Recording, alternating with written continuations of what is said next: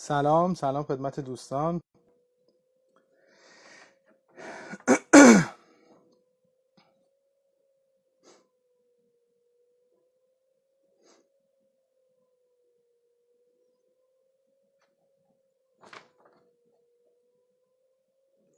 سلام خدمت دوستان. فقط خواهشی دارم، صدای بنده رو دارید نه؟ آقای عزیزی، آقا دانیال، آقای احسان، عرضم به خدمتون آقای کاووس. سلام آقا نوح. سلام و آقای خدادادی استاد بنده هستن تو خیلی موارد. البته ایشون خودشون میدونن راجع به چی صحبت میکنن. عرضم به خدمتون صدای منم دارین. سلام و آقا امید سلام دارم خدمت شما، خیلی لطف کردین. سلامت شد. استاد پروین قربان، درس پس میدین. ایشون استاد بنده هستن آقای پروین. آقای عزیزی مجدد، بله. آقا وحید، آقا کوروش. خب دوستان، من یه چیز تا قبل از که آقای مولچانو به همون ملحق بشن عرض کنم خدمتون. ما طبق روال گذشته‌ای که بوده یه تعداد حدود نزدیک 4 تا، یعنی 4 تا سوالی که از ایشون می‌خوایم بپرسم. فقط یه خواهشی دارم دوستان، ما فرصتمون با آقای مولچانو کم هستش. سلام آقا محمد عزیز از شیراز و آقا خلیل منصورزاده، سلام عرض شد. آقا محمد رضا، سلام عرض می‌کنم خدمتون. آقا بهادر، ما زیاد به شما زحمت دادیم، عرض می‌کردم خدمتون. حالا دوستان کم کم اضافه شدن. طبق روال گذشته که با این دوستان صحبت کردم، من یه تعدادی سوال مطرح کردم که این سوال‌ها رو دوستان قرار جواب بدن. در ارتباط با شخص آقای الکسی مولچانو باید خدمتتون عرض کنم ایشون خیلی گرفتاری کاری زیاده. یعنی الان کرونا کارشون رو بیشتر هم کرده، بدتر هم شده. یعنی اینکه شرایطی که همش دائم در حال برگزاری سمینارها، وبینارها، صحبت کردن با جای مختلفه. این وسط هم یه فرصتی به ما دادن. آقا محمود گل سلام. یه فرصتی به ما دادن که با ما هم یه گپ دوستانه کوتاهی داشته باشیم. سوالا کلیشه‌ای هستش، خیلی ساده و دوستانه است. یه گپ خیلی ساده و دوستانه است با ایشون افتخار دادن به ما. خودشون نمیدونن تو ایران چقدر محبوبن. خب ما نهایتا این قضیه رو میدونیم. عرضم به خدمتتون که من یه خواهشی دارم. اگر سوالی دارید، این جلسه برای اون کار نیست قاعدتا. حالا میتونید سوالاتون رو بپرسید، من کامنت رو باز باشم آزاد که دوستان اگر دوست داشته باشن، مایل باشن کامنت بذارن، امکانه داشته باشن که کامنت بذارن. اما مسئله که هست بیشتر باب آشنایی. خب برای ما میگم شاید خیلی مسائل غیر خارج از دسترس باشه. عرضم به خدمتون که مثلا این دوستانی که به عنوان قهرمانان حالا غواصی آزاد هستن شاید خیلی دور از دسترس باشن از نظر ما، ولی خب لطف دارن به بنده، لطف دارن به ما ایرانیا و اینکه وقتشون رو گذاشتن تشریف بیارن و اینکه ما این لایو رو باهاشون داشته باشیم. منتظر آقای مولچانو هستیم. ایشون یه پیغام روی موبایل من دادن که یه چند دقیقه نیاز دارن برای اینکه بخوان ملحق بشن به همون. اگر اجازه بدین تا ایشون بیان و جلسمون رو شروع بکنیم. حالا دوستانی که جدید اومدن من خیلی خلاصه عرض کنم خدمتتون. آقا چمران گل خوب هستین. عرضم به خدمتتون که این جلسه گپ دوستانه است، بیشتر هدفیه در از بله. آقای مولچانو الان پیغام به من دادن اون بالا که اوکی هستش. من فقط اجازه بدین جواب ایشون رو بدم. نه مشکلی نیست. ایشون تشریف میارن، حالا بعد ما با هم یک گپ دوستانه میزنیم. یه بحث خیلی جالبی که طی این لایوایی که حالا خیلی شاید بگم اتفاقی، یعنی واقعا با برنامه‌ریزی قبلی نبود، فقط سلام آقا احسان. عرضم به خدمتتون که خیلی جالب شد اینی که خب حالا به خاطر شرایطی که ایران داره، حالا این آیسولیشن یا این جدا شدن از جامعه بین‌الملل، حالا به دلایل حالا غیر از دلایل ایرانی بودن ما هست، یعنی که دلایل به قول معروف حالا منطقی سیاسی، بحثی که حالا ما دخل تصرفی درش نداریم و کنترلی نداریم و اینکه بالاخره با این جریان داریم زندگی میکنیم. یه مقدار فاصله افتاده بین ما و دنیای بیرون و اینکه خیلی برای این دوستان هم جذابه که تو این جلسات تشریف میارن و اینکه آشنا میشن با ما ایرانی ها و اینکه میبینن که این رشته توی ایران هم داره انجام میشه و چقدر اینا علاقه‌مند دارن در ایران. و اینکه بعد از اینکه این جلسات اصولا تمام میشه من کلی دوباره فیدبک مثبت هم از خارج از کشور میگیرم، هم با این دوستانی که باهاشون در اصل این جلسات رو برگزار میکنیم. امیدوارم اون صدای بنده کمه دوستان، اگر صدای بنده کمه میشه لطف کنید، چون آقای منصورزاده میفرمایند که صدای بنده ظاهرا کمه. اگر که صدای بنده رو ندارید یا ضعیفه، اگه لطف کنین پیغام بدین، اطلاع بدین که من. یه مسئله دیگه هم هست که چی میخواستم عرض کنم خدمت. صدا اوکی شد، خیلی خوب.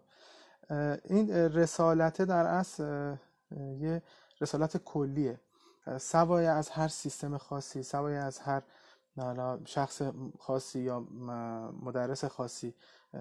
من فکر میکنم که این جلساتی که برگزار میشه خیلی خیلی خیلی تأثیر داشته باشه در آینده کسایی که میخوان بیان این ورزش رو به صورت حرفه‌ای چه به صورت ریکریشنال. البته من خودم بیشتر طرفدار شاخه ریکریشنال هستم، اعتقاد دارم که غواصی آزاد برای همه هستش.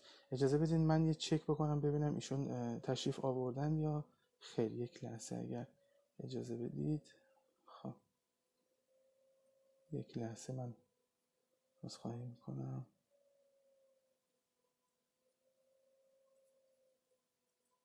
بله ایشون اجازه بدید.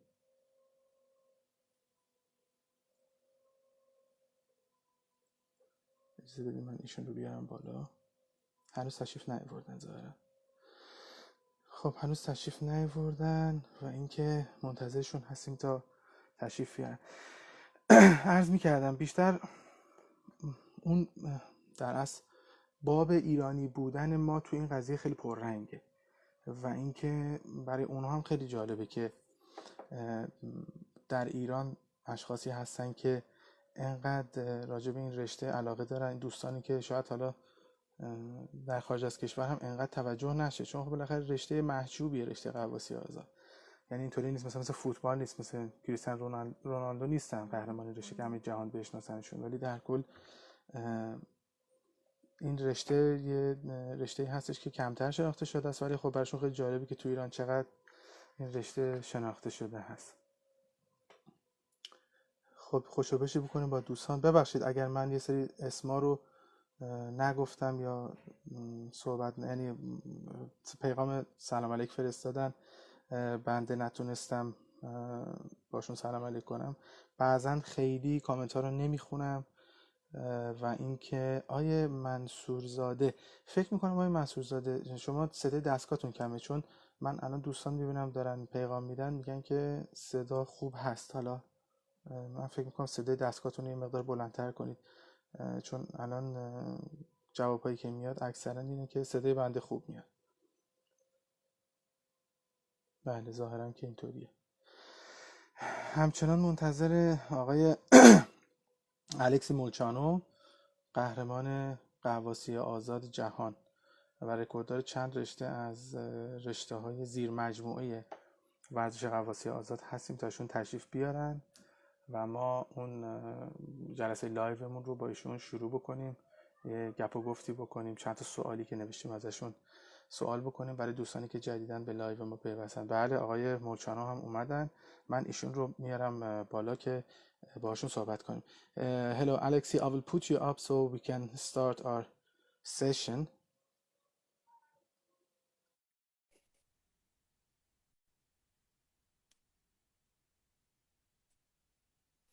Still waiting for Alexi to come. Hey Alexi.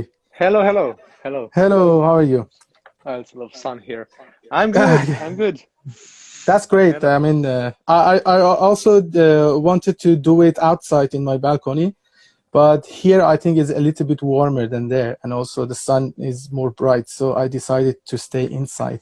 Yeah. Outside is also too sunny in Moscow right now. Very sunny. Yeah, that's great. And okay, just to start our chat, you don't know how much positive feedback I got from the people that they are now watching the live, and you can see, I think it's about 90 people online watching this. And I think you saw the repost of this event that you have come to have a live chat with us, and it was really an honor to have you here. And I think, and you don't know how much you are famous in this sport in Iran for the Iranians, and Thank you don't you. know how much they like your work. They love you, and they would like to have you here with us and had a chat with an Iranian. So it's really great, and thank you so much with all the things that you had to be taking care of, like the webinars and seminars and stuff. You take some of your time and gave it to us. Thank you so much. You're welcome. Yeah, and I hope one day I will be able to come to Iran personally, so we can do some events and dive together.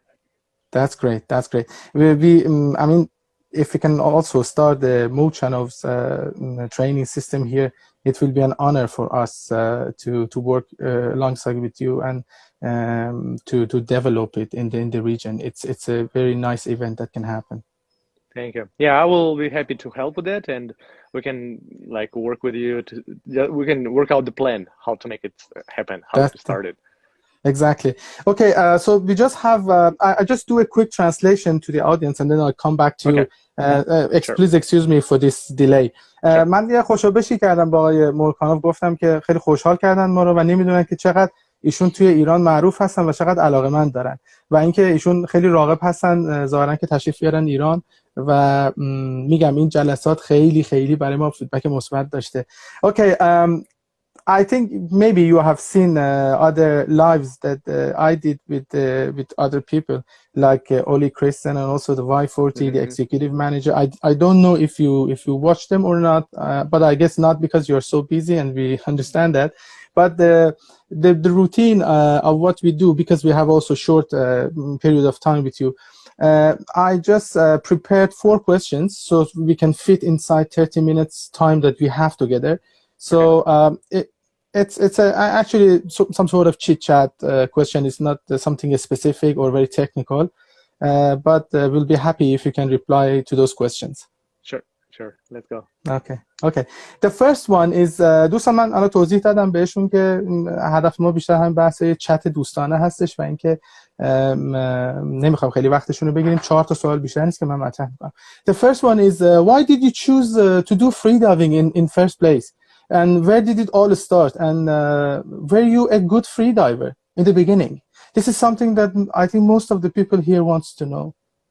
Okay.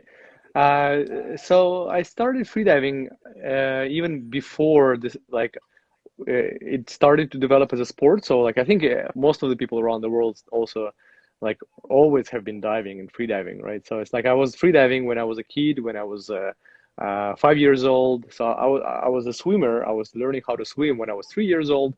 So I was very good with swimming by 4 years and 5 years. And at 5 years old, we traveled to the Black Sea in Russia and dive in this Black Sea and look at the like fishes, and then every year when I was 6, 7, 8, 9, we would travel to this Black Sea and collect seashells, mussels. And I was really in love with this diving as a kid. And then when I became 17 years old, when I was finishing school and starting university, I heard about the sport. My mom started the sport before me. So my mom, Natalia, started the sport. Yeah, and then she started first, and 1 year after her, I joined. So I basically followed my mom, like when she was traveling, competing, and then I was like, okay, I really like this activity as well. I will try. Okay, that's great.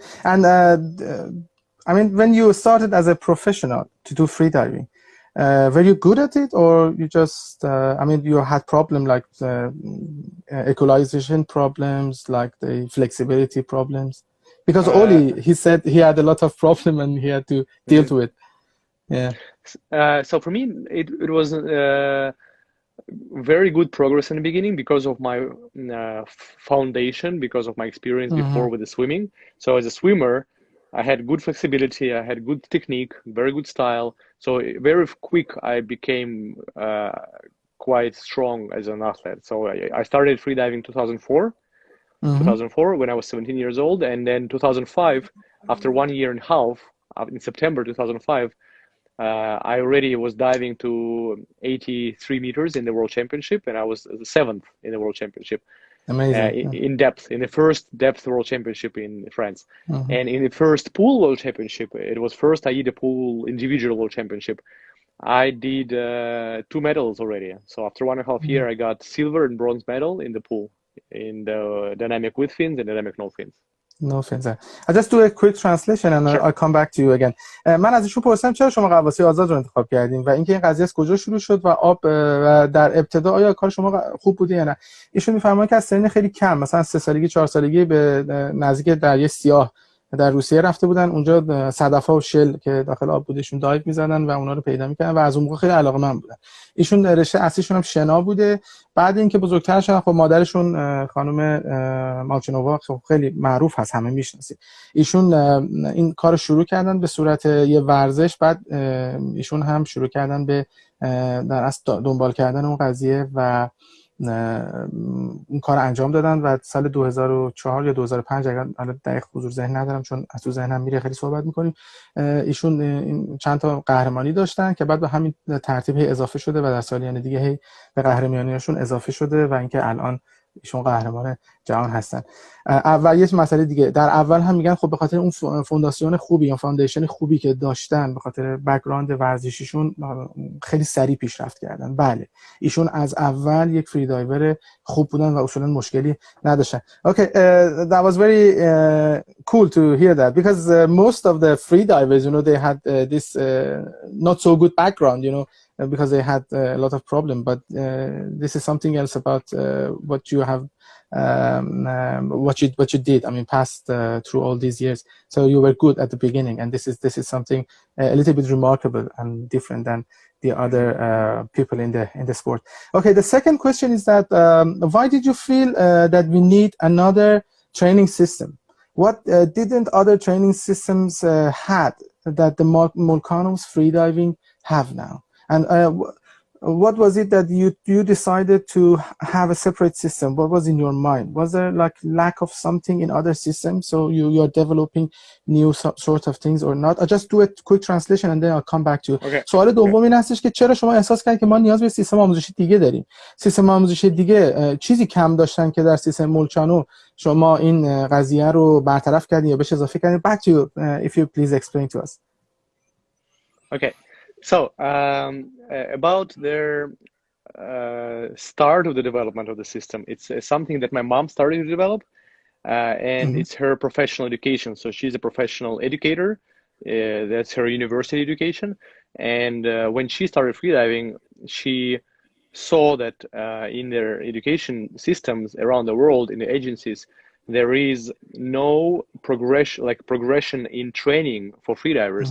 There is only courses. So there is a copy of diving industry, which most of the agencies adopted for freediving. And it's not the same because freediving is very different from diving. If in diving, it's no like development of skills like in freediving. It's not so.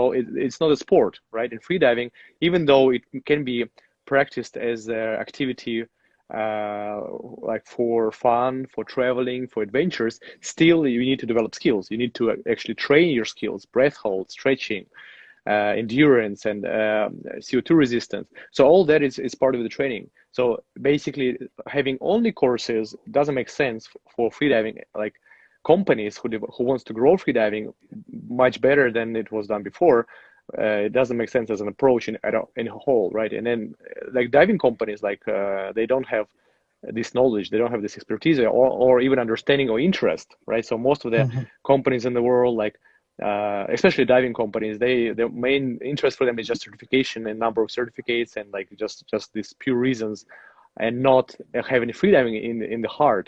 And we as actual freedivers, my mom is an actual freediver originally, like I wanted to grow the community, wanted to help the community to train and to become better.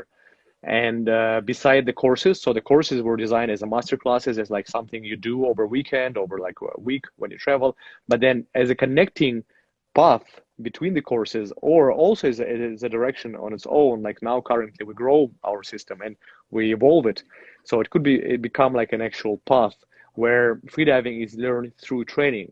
and then the methodics, how to train, and all their exercises and workouts you can do by training. That's something was unique for worldwide freediving community, and then it's something which we started doing in Russia originally, and it gave really good results for our community, because we had a lot of strong athletes. We had my mom and her like she was using these methodics herself. I was using these methodics of training myself, and the Russian team, national team, like not only us but also other divers were really strong. So this approach was really helpful for a lot of freedivers and very helpful for like progression. And then eventually, like now, for the last several years, we started to grow this system in the world, and we translated that. And then with our team, our international team, we have with the Mولچانو team, we have a lot of desire, a lot of passion to spread my mom's original system and improve it with the current knowledge, but spread it worldwide, and to show freedivers the new way of learning freediving, the new way of training freediving, how to become a good freediver, and to grow this worldwide community. So here, that's the unique thing about our system, unique expertise of our team in the system as well. And there, I think the best thing why people love our system as well, because it's made by like us, by freedivers. It's not made by like people who have no experience in training or who have no experience in actual freediving. So like that's the reason why we are like, I think it's so successful. That's very nice thing to hear. That I think you can say from the smile on my face that I'm 100%. I'm excited. I mean, I'm more than 100% agreed with you on that. Freediving is a lifestyle, as I believe myself. Freediving isn't something that you just do to get a certification or something. Freediving is a way of life. Freediving is a mentality to be a freediver. Freediving is a progression, is a long progression to become from an ordinary man to, the movement from an ordinary guy to someone that who we can call him or her, a freediver. I 100% accept that, and I 100% agree with you on that. And this is exactly the way I think about freediving. So this was the thing that was in your mind, and it's remarkable. And I believe that you are going to conquer the world with this Mولچانو movement and freediving system. And this is something that you made us very happy. I mean, made the whole world very happy to think like that and to develop like that. I just do a quick translation because it was it was a little bit long, so I just do very quickly translation. I come back to you. خب دوستان، یه صحبت خیلی جالبی کردن ایشون. صحبتی که ایشون کردن این بود که چرا مولچانو رفتن. مادرشون خب یه بک‌گراند آموزشی داشتن و شروع کردن به طراحی سیستمی برای غواصی آزاد که این کار انجام بشه در دنیا. مشکل کجا بوده؟ مشکل این هستش که به اعتقاد ایشون و به اعتقاد خود من سیستم هایی که در غواصی آزاد که در دنیا هستن بسیار بسیار بسیار مدرک محور هستن. یعنی به این شکل هستن که شما وارد یه سیستم میشید، یه آموزشی رو توی مدت زمان خاصی میبینید، یه سرتیفیکیت میگیرید و خوشحالید که اون کارت یا اون پوستر رنگی رو دارید و اون میشه در اصل بک‌گراند یا سابقه پیشینه غواصی آزاد شما. در صورتی که ایشون میگن در مولچانو اینطوری نیست. یه پروسه طولانی مدت از تمرین، نحوه‌های تمرین کردن و عرضم به خدمتتون که یک پروسه طویل المدته برای اینکه شما از یه فرد عادی تبدیل بشید به یک غواص آزاد و بعد غواص آزاد حرفه‌ای و یا مسابقاتی. اختلاف سیستم مولچانو با سیستم‌های دیگه طرز فکره و یه اختلاف بزرگ دیگه میکنه. اشخاصی که تو این زمینه دارن کار میکنن روی این سیستم همشون متخصص و غواص آزاد هستن.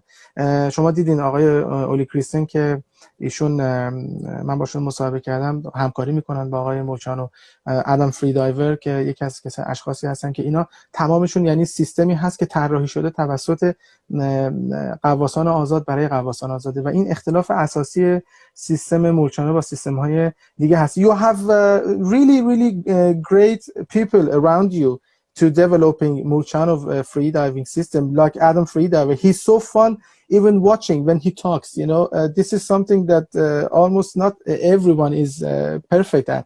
So or even Oli Kristen that I think he's cooperating with Mولچانو system, and he's also, I had a lot of positive feedback when we had the first live chat with Oli Kristen, and everyone said that how come that someone is so easy telling things and so so for everyone, so everybody can understand about the aspects, about the issues, and how to solve it. It's actually, I think, a specialty to do it the way that you are doing it now, as I believe, and I think the rest of the audiences, they believe that.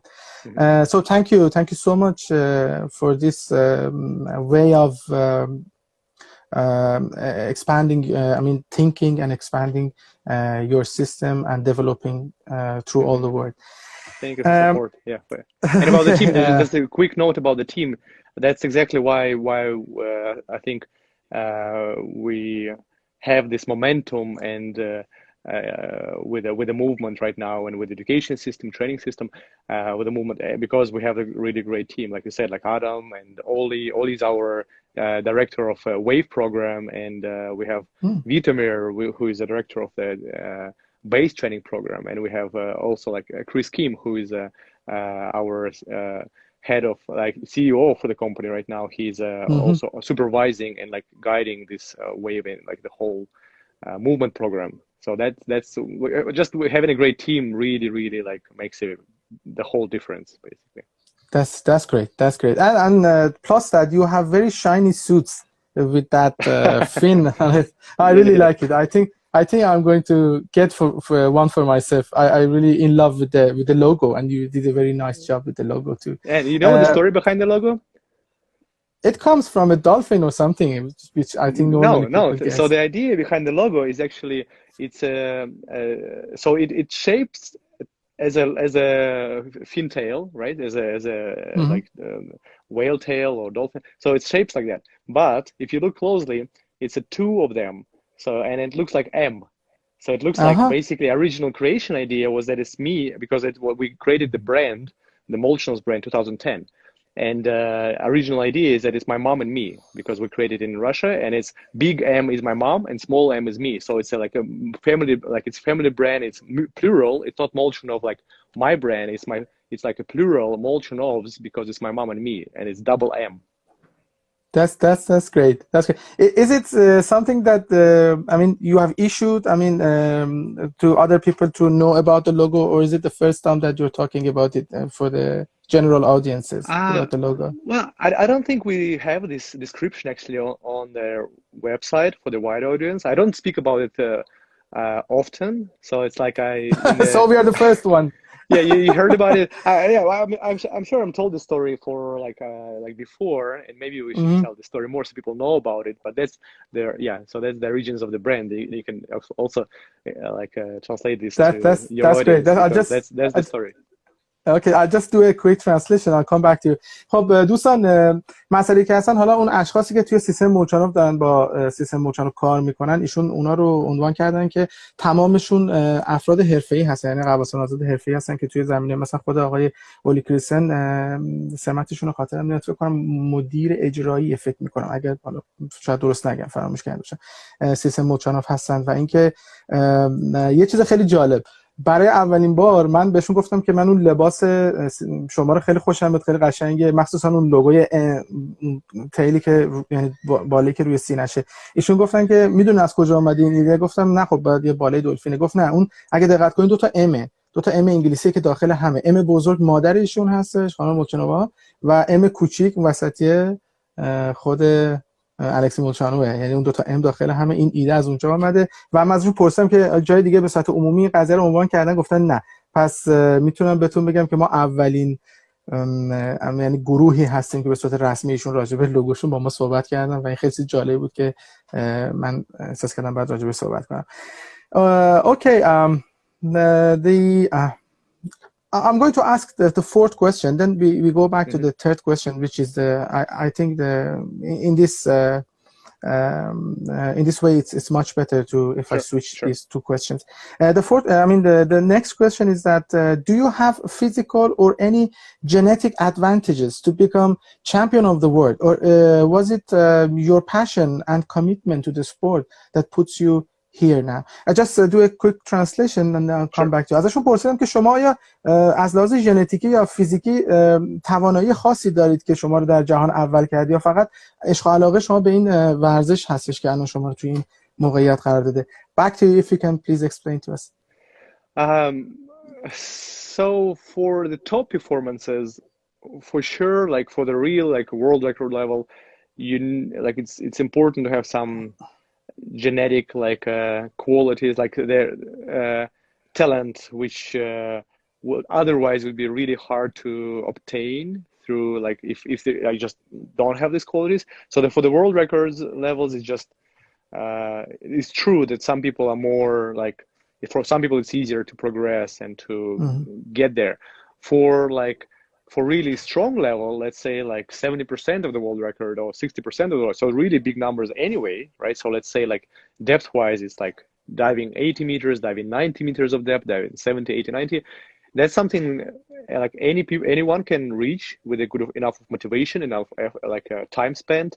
So it's just like for some people it's obviously harder, for somebody it's easier, and for me, yeah, I think I'm in a way the main reason why I was able to progress so fast and what I had different compared to like people who didn't were not able to reach my level yet is my uh, past and my training by my mom as a kid. So I not only being a swimmer as well, but in general, even when I was like a kid, we were doing some breath holds. We were doing uh, some small fun competitions, not really like real competitions, but like some fun competitions with my mom and with other kids. So I just remember these breath holds being part of the game for me, even when I was a kid, when I was 6, 7, 8 years old.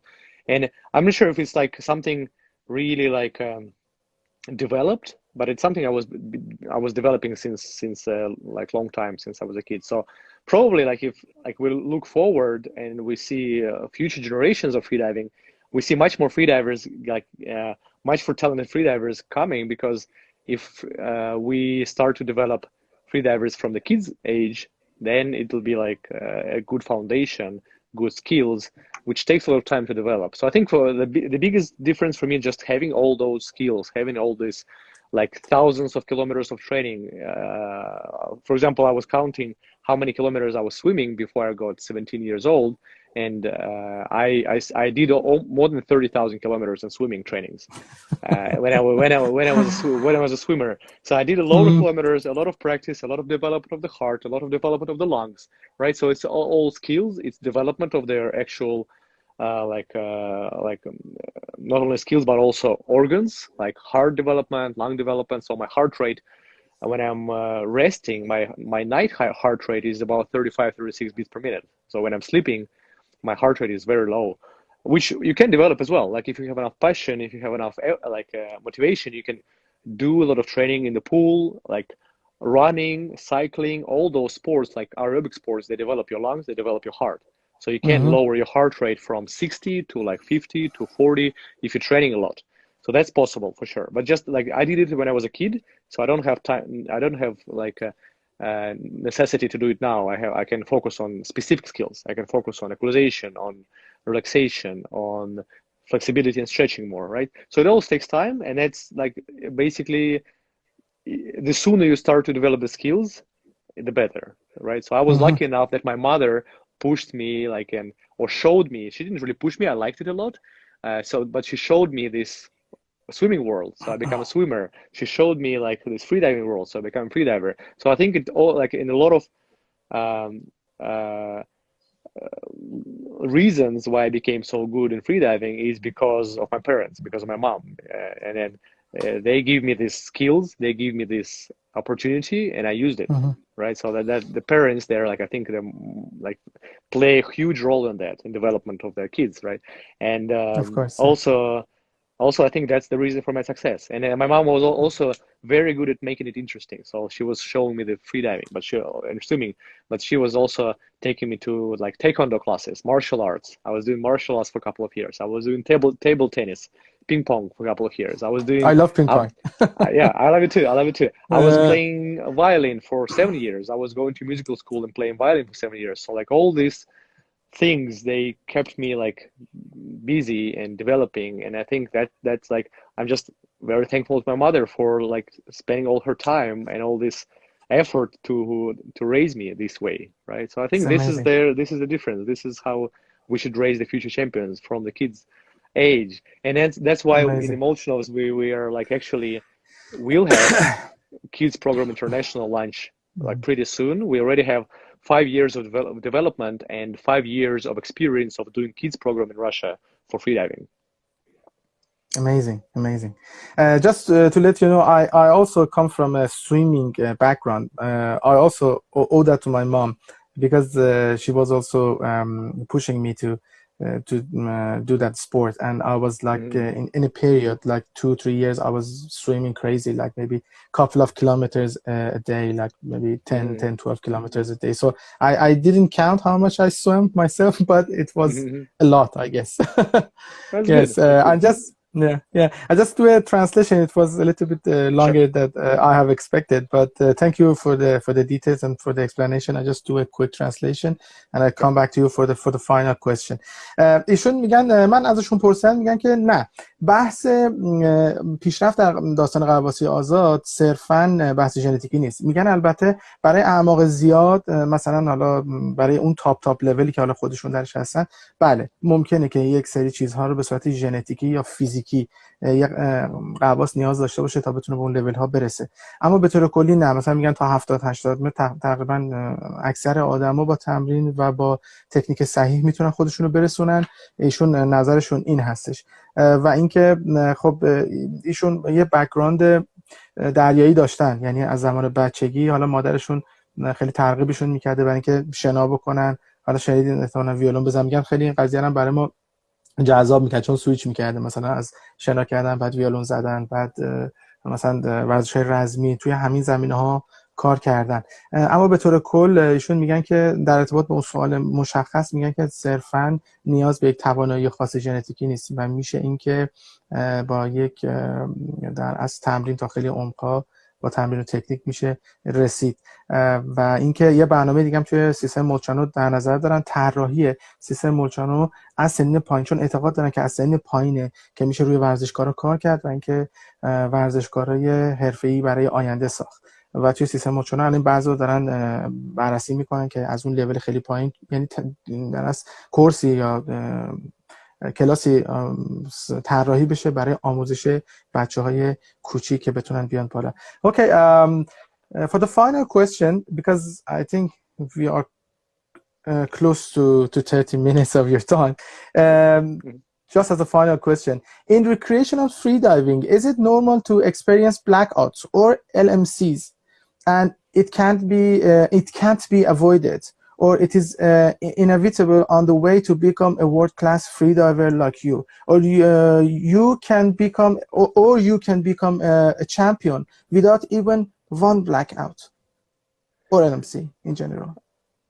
So yeah, well, let's say there is a difference. LMC and blackout, like with LMC, it's more chances to have it in a way that if you're pushing for the records, you can potentially have some small LMCs in training, and if it's supervised, so basically if you have, as you should, everybody should have a partner, should have a coach, should have a body who is supervising them. So when you're preparing for competition, sometimes you can push a little bit and have a small LMC, and then with more experience, basically you start to feel even being at the limit when nobody else sees this. Like, so for top freedivers, and I know myself, and I was talking to Goran Cholak, I was talking, like you surface sometimes and you breathe, and from outside you're totally fine, you breathe properly, everything is fine, but on inside you feel a little shake, you feel like a little bit of like 1 second of shake. So basically it's already LMC. So basically when you're really getting ready for the serious competitions, for the world records, there you go to the limit, and it's part of their training, it's part of their preparation, and it's of course not good to push to LMC like constantly, or to blackout especially. Like the blackout is undesirable at all. Like for sure we don't want blackouts. Blackouts happen only when there is a mistake. I just stop you for a second here. Sure. دوستان این قسمتش خیلی مهم بود. آقای الکسی مولچانو میگه LMC ها در زمانی که شما دارید برای بحث قهرمانی و رکوردهای بالا کار میکنید یه پدیده هستش که خب واقع میشه، ولی خب با اون مدرسی که بالا سرتونه و اینکه حالا اون کوچی که داره باتون کار میکنه، این قضیه قابل هندل کردنه، قابل بررسی. اما بلک هات ها، یعنی به خصوص دارن ایشون میگن بلک هات ها چیزیه که ما به طور کل میخوام ازشون دور باشیم. So we have to avoid blackouts as much as possible. Yes. For sure. Yeah, we have to avoid blackouts as much as possible. That's correct. And they only come from the mistake, right? So if you do mistake, potentially you can you can have blackout. And everyone, we are humans, so we do mistakes, right? So it's very easy. Yes. It's a very easy connection. And if you like, there is only one freediver that I know like that was doing really deep dives and had no blackouts. It's Martin Stepanek. But he also finished freediving a long time ago, so he was not present for the last 10 years in the competition game. And the last 10 years competition game becomes much more tight, much more hard, right? So I think nowadays, like it's possible. It just takes a lot of focus, a lot of control to really turn early, right? So that's a hard decision to make when you're doing deep dive, like when to turn, how to turn early, because on the like going to the bottom, you're relaxed, you have a lot of oxygen, so it's hard to make decision, and you need to make this hard decision to turn in time if you feel like you're not prepared completely well. And like as an example, I can say about my own development, right? So when I was a beginner freediver, when I was 17 years old, of course I was a teenager, of course I was not really smart, right? And then I was talented, but not very smart. Well, maybe I was high-headed. Yeah, high-headed. So I had blackouts when I was a kid because I was like, okay, I have this skill, I will go forward. And I had, not a kid, when I was like 18 years old, or already like a teenager, adult. But I learned, and that was my mistakes, which I learned. And part of the reasons I'm successful now is because I had a lot of mistakes. I was disqualified in the competition for, I think, all violations of the rules. I would, like one time in the World Championship, I was disqualified before the dive even. So I was preparing for the dive, breathing, and I missed the official top part, or like I didn't remember the rule where you cannot. It was 2006, 2007. I was beginner free diver, but I was already diving 90 meters plus, and I exhaled in the water. Basically, I was holding the rope and like exhaled in the water, raised my head, started packing. And then the judge said, "Okay, Alexi, you finish your dive. Thank you. You can go." so like all this and like a lot of other mistakes, and then you learn from this. It's just with blackouts, you don't want to take chances. Everybody should know, like spearfishers especially, everybody should know everybody does mistakes. So as a freediver, you should be very careful. You cannot be 100% guaranteed that one day you will not feel unwell. You will feel like you have, like at some point you can dive down, like and then you feel fatigue, you feel tired, you feel more stress, and you are in danger. So like we are humans, we do mistakes, and we should know that, and we should consider this in our dives, and not take chances. Make sure you have a proper safety, and that's, I think, the most risky part of group of freedivers is spearfishers, right? For those who do spearfishing. There are a lot now watching this. Yeah, and that's the most risky part, because you get excited. You get like, okay, I gotta get this fish, and then one day you might feel not 100%, right? We wake up, we feel some days 100%, some days we feel 70% or 80% of ourselves. That means our normal, and we push the limits because of excitement. And our limits, like if we feel unwell, they can reduce by like a lot, like 30-40% on some days easily. And that's the reasons for spearfishers to be really, really careful and really learn good techniques for breathing, good techniques for diving, improve their breathing, improve their technique and finning, because if you're efficient with finning, you become more efficient and safe. Spearfisher, right? Yeah. So that's the general. And the overweight also is another problem. Overweight. Yeah. So freediving is the foundation for spearfishing. There is no way around it. To become a good spearfisher, you need to become a good freediver.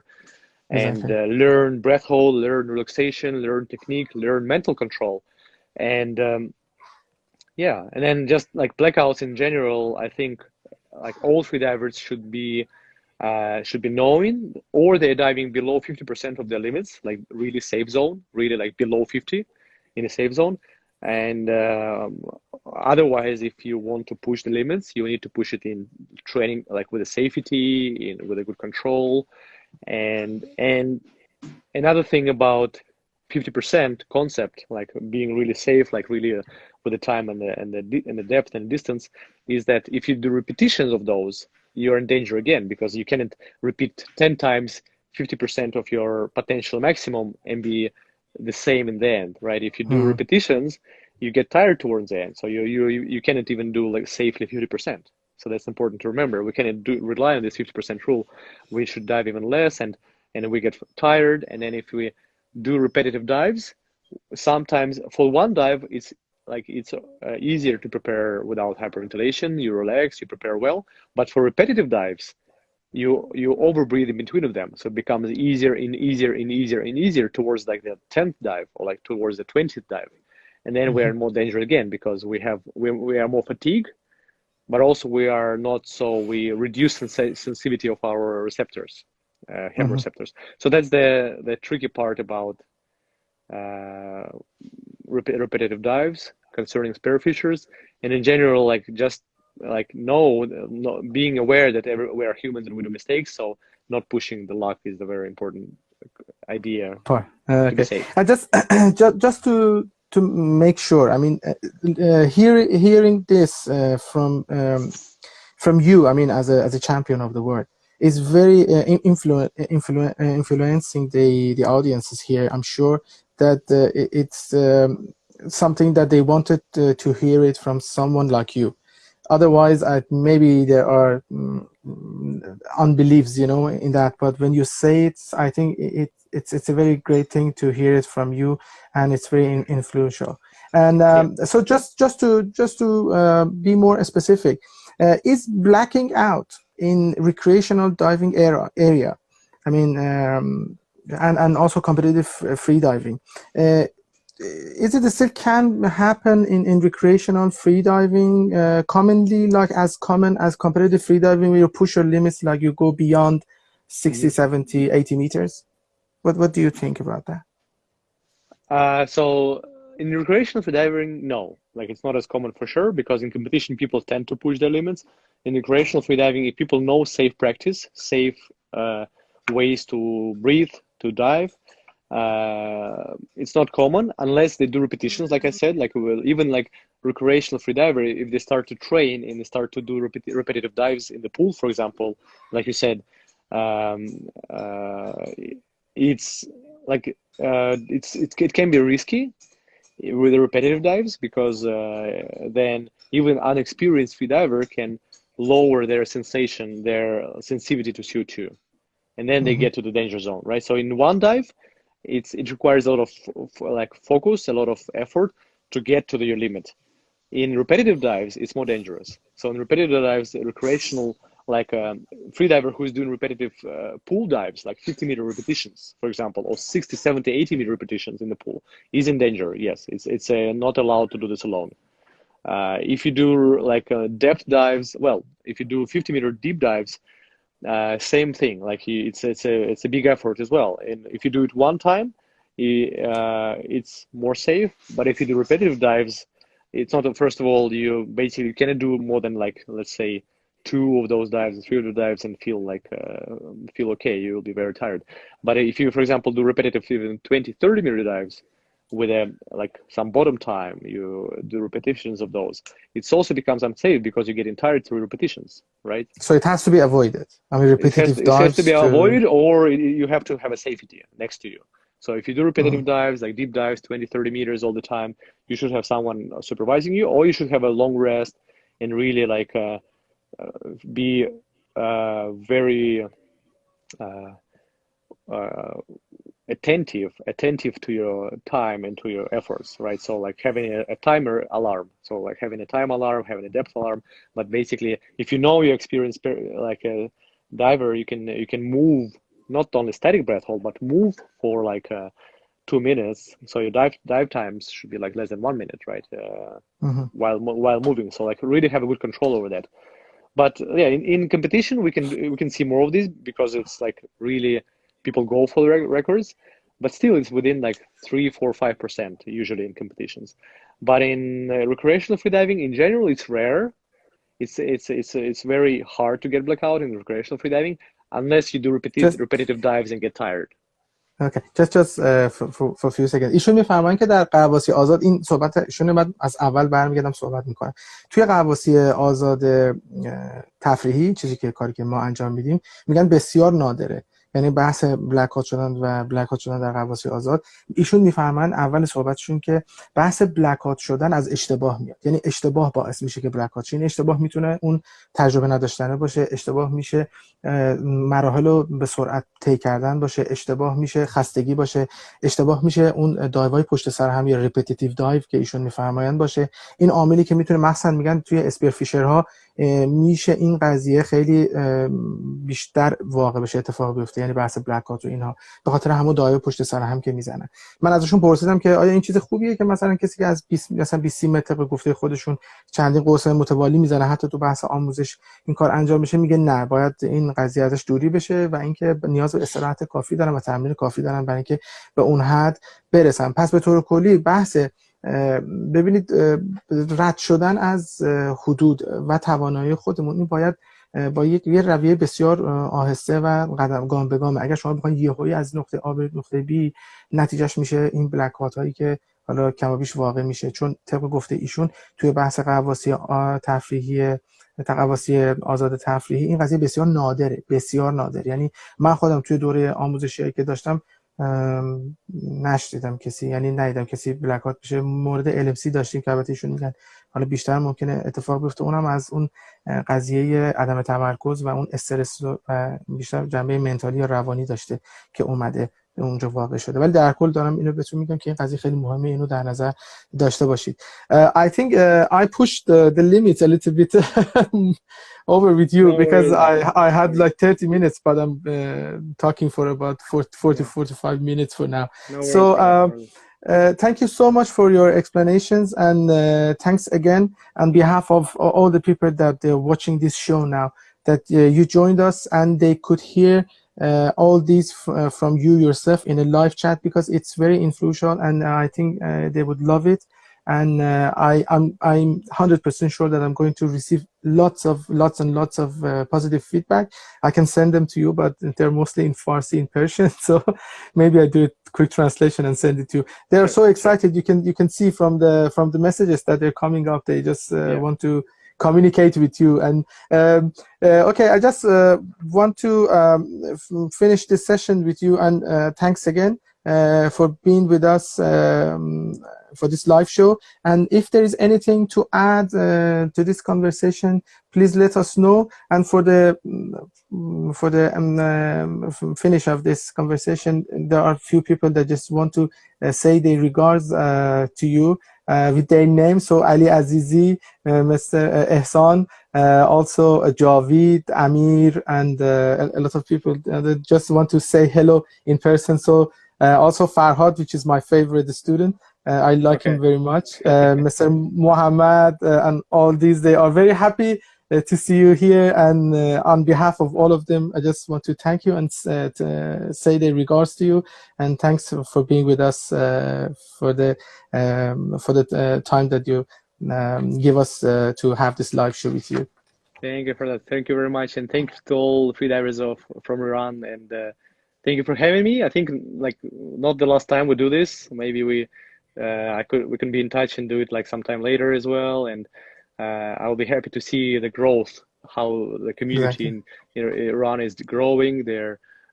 If there is any progress in terms of like safety and spearfishing, in terms of results in freediving. So like maybe one day we see a team from Iran coming to the competitions, to the World Championships, and so there is a lot of interesting like things to do in freediving. That's why I love personally freediving, why I chose this as my lifestyle, as my profession, is because there are so many things to do. And somebody asked in the feed I saw if I tried spearfishing, so I tried it one time.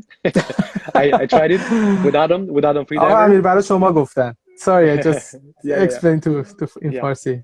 And then just it will be great to see development of the community. And if anybody is looking who is not like this, who didn't discovered all the different interesting sides of freediving yet. So there is a lot to look for, right? Besides spearfishing and actual competitive freediving, there is adventures, traveling, like traveling to their whales and dolphins and like somewhere around the world. There is photography as well. So there is some hobby. I like photography myself, and there is some science as well. Great. So like doing freediving to do research and to like be a marine biologist. So a lot of ways to do freediving and like to enjoy it. So hopefully in Iran, like you will have a big growth of the community and big interest to that. I just do a quick translation and then Sure. we say goodbye to you and thanks again.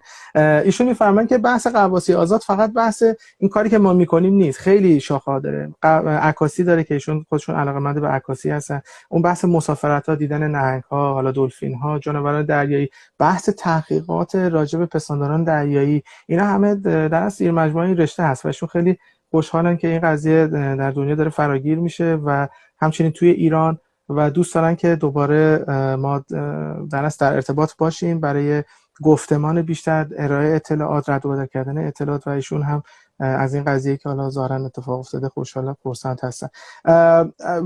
I myself really enjoy talking with you live on this Instagram show and I hope that you like to spend your time with us for a while and wish to see you again soon, maybe on other more specific live chats if you have time. I'm sure that you are very occupied with the things that you do right now because of the coronavirus. So after that, maybe if you have time, you will honor us. We are honored to have you here, and we're going to be very happy to talk with you again on more specific subjects. Maybe in future. Thank you for that. Thank you very much. Thank you so much, and have a great afternoon, and hope to see you soon. And thanks again. Have a good afternoon too. Bye bye. Yeah. Cheers. Bye bye. خب دوستان امیدوارم که لذت برده باشین.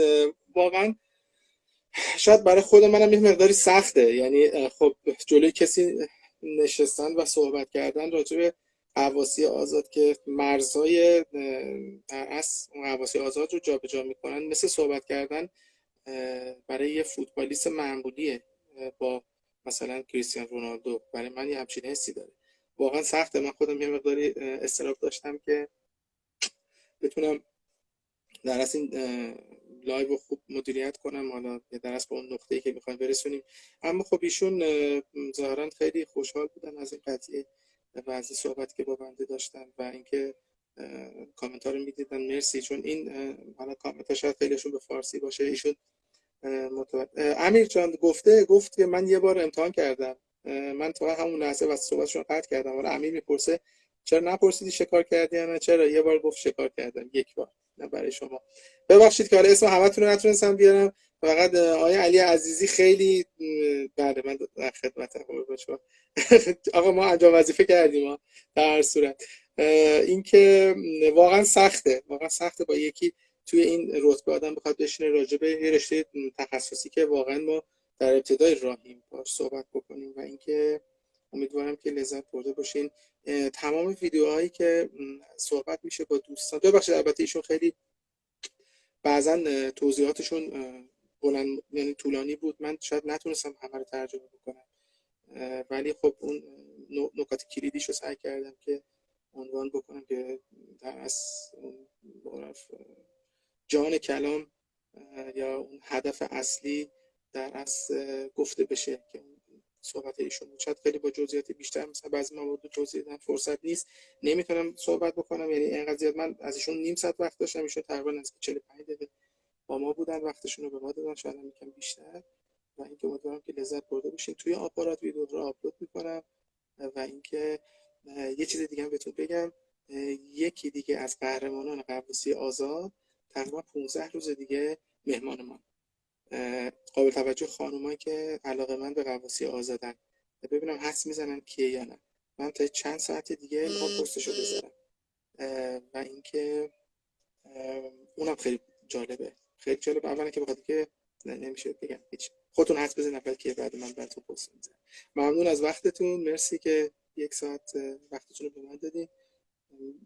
موفق باشین همه دوستان که اینجا اسمشون میاد و اینکه حالا کامنت میذارن و اینکه روز پنجشنبه آقای فلورین ایشون دومین رکورددار غواصی آزاد در بحث حبس نفس استاتیکاپنیا در جهان هستن. یعنی بعد از استفن میکسود که سال 2002 این رکورد زد، ایشون 10 دقیقه و 32 ثانیه حبس نفس میکنن. موضوع